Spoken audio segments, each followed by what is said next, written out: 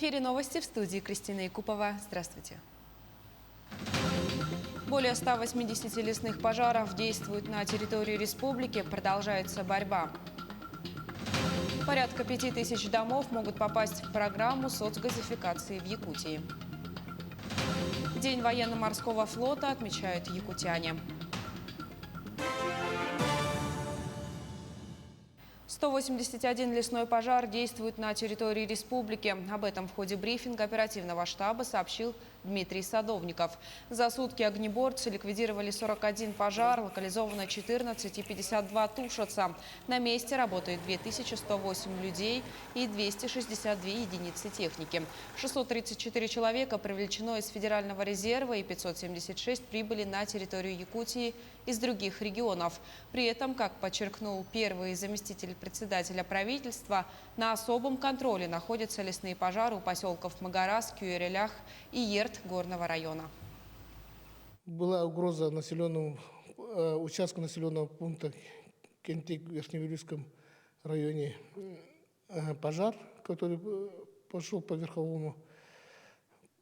Пожар благодаря работе местного населения и пожарных служб, которые работали близ данного пожара, пожар остановлен. Накануне 3 самолета амфибии Б-200 МЧС России работали в Нюрбинском и Сунтарском районах. 3 вертолета Ми-8 Минобороны Российской Федерации были задействованы на авиапатрулировании и переброске личного состава авиалесоохраны в Ленском, Нюрбинском и Алекнинском районах. Тем временем общественный добровольческий штаб республики по борьбе с лесными пожарами продолжает свою работу. На сегодняшний день волонтеры отправили более 120 человек в Хангаласский, Намский и Горный районы. Кроме того, оказывается и материальная помощь пострадавшим районам.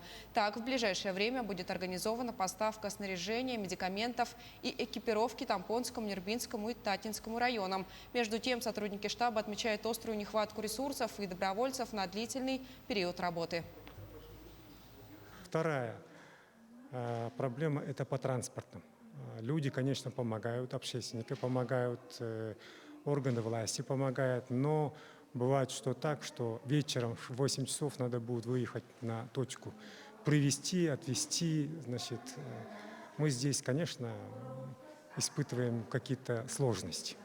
Восстановительные работы железнодорожного моста проводят в Забайкалье. В настоящее время уже установили первое из 2 его пролетных строений.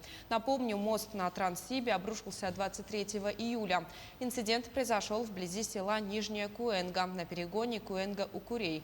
Причиной произошедшего стали сильные проливные дожди в регионе. В результате никто не пострадал. Из-за происшествия движение поездов было остановлено на 3 суток по некоторым участкам Забайкальской и Дальневосточной железных дорог. Сегодня в Якутии начало восстанавливаться железнодорожное сообщение. Вагоны Нижний Бестях-Благовещенск отправились по расписанию.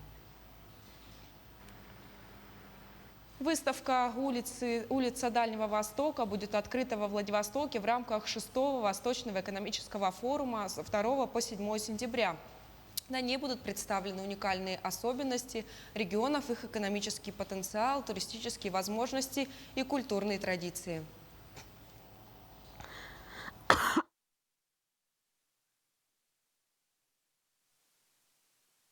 Порядка 5000 домов в Якутии могут попасть в программу соцгазификации в этом году. Отмечается, что большая часть из них находится на расстоянии до 200 метров от газораспределительной сети. Основной критерий попадания в реестр – наличие права собственности на объект капитального строительства на участке. Региональный оператор будет осуществлять сбор заявок у собственников на бесплатное подключение до границ земельного участка. После рассмотрения поступивших заявок сформируют график проектирования и фактического подключения до конца 2022 года.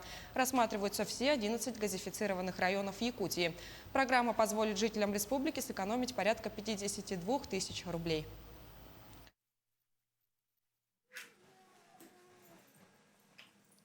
Центр занятости в Нерюнгринском районе Якутии трудоустроил 700 человек с начала этого года. Для сравнения, в июле прошлого года количество безработных составило 1260 человек. По решению оперштаба, принявшего во внимание уровень заболеваемости старшеклассников COVID-19, в течение последнего месяца в августе будут трудоустроены 25 школьников при условии, что работодатель создаст рабочие места на свежем воздухе. Олимпиада по точным наукам Туймада соберет в дистанционном формате школьников из 7 стран – России, Болгарии, Казахстана, Индонезии, Ирана, Румынии и Сингапура. В прошлом году Олимпиаду провели только по математике. В этом году участники будут также соревноваться на знания физики и информатики. Условия задач по точным предметам подготовлены жюри на русском и английском языках. Авторские специально составленные задачи впервые будут представлены в эти дни. Также для участников запланирована культурно-развлекательная программа в онлайн-формате, включающая виртуальное посещение музеев, культурных центров Якутии, мастер-классов и квест-игр. Якутянка, бэк-вокалистка, певица Манижа, участница международного конкурса Евровидения Юлина Попова выпустила свой первый сольный альбом под названием «Июль». Подробности у нашего московского корреспондента Айсены Бурнашовой.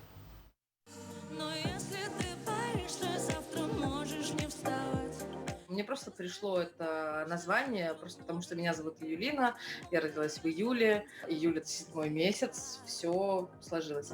Как будто он последний день. 7-й месяц года и ровно 7 треков в альбоме. Все пронизаны искренними переживаниями самой Юлины. Названия песен говорят сами за себя. «Надо ли», «War Love» или «Не подведи». Певица признается, альбом «Июль» — это емкая и очень глубокая личная история, почти терапия, где каждый услышит важные для себя слова. Например, песня «Надо ли?» — это вопрос, который очень открытый. И, в принципе, в песне идет размышление на тему, а надо ли быть кем-то определенным, а надо ли думать в эту сторону. То есть это вся какая-то очень большая квинтэссенция того, кем я являюсь, того, что я думаю.